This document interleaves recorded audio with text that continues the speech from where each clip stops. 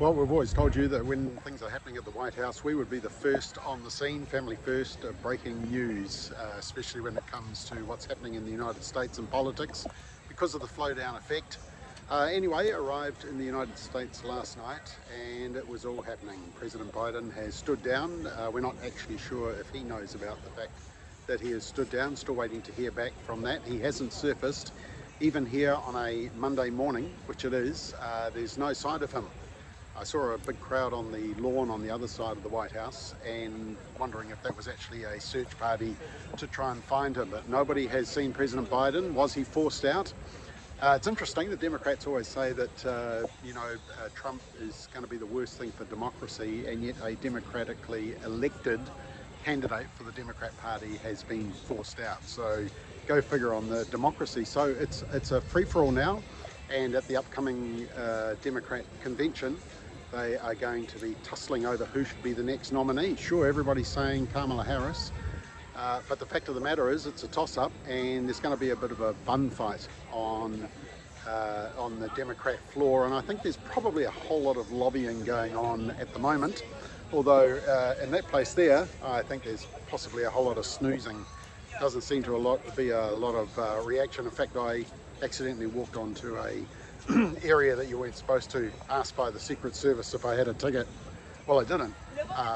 So it's good that the Secret Service is doing their job here anyway, even if I did walk onto an illegal part of the grounds. Lots of media around here covering the whole issue, of course, as you can hear next to me.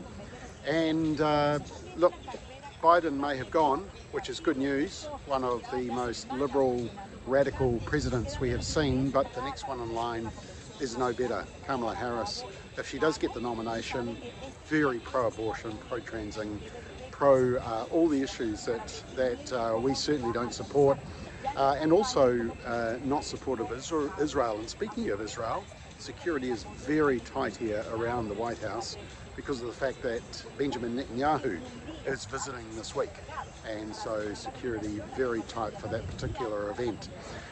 So that's what's happening here at the White House. Lots of people around, tight security, both because of what the Secret Service needs to be doing now. Actually, right now, the head of the Secret Service is up at Capitol Hill giving testimony about the failure with the attempted assassination of Donald Trump. Haven't been able to see Donald Trump just yet, but I will keep an eye out for him. But the fact of the matter is, Biden has stepped down. That's rid of one radical left-wing extremist leader, political leader, but the problem is the next one in line is no less radical.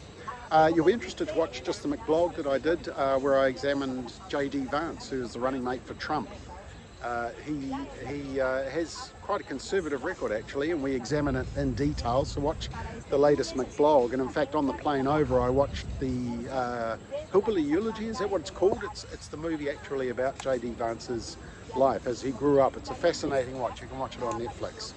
So that's me reporting from the White House, family first, right on where all the action is for the whole of the world. Some people say to me, Bob, why are you so obsessed with American politics? Well, it's not actually just American. It's UK politics, which has swung left. It's Australian politics, which has swung left. And it's this downflow effect, because what happens in other westernised countries affects New Zealand. When Barack Obama said that he supported gay marriage, John Key immediately fell into step.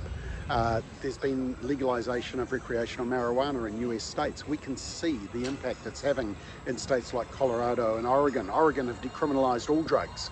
We can see the impact that is having, the negative impact. Euthanasia in some of US states, so we can see evidence. Same with Canada as well. That's another country that we also monitor. So it's not just an obsession with the US, it's an obsession with what's happening in Western culture and this new cultural religion of environmentalism and human rights and critical theory. So that's me for the report, and we will be back hopefully another day. I'm actually attending a conservative conference here, a gathering of social conservatives, so I'm sure we'll be discussing all of these issues.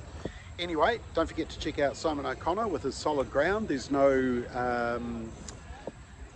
straight talk tonight because I am here in the United States, but we will be back next Monday night with lots to talk about. And don't forget to check out Tumpy Stour's Pulse Point. later this week. Anyway, we'll be in touch. See you later.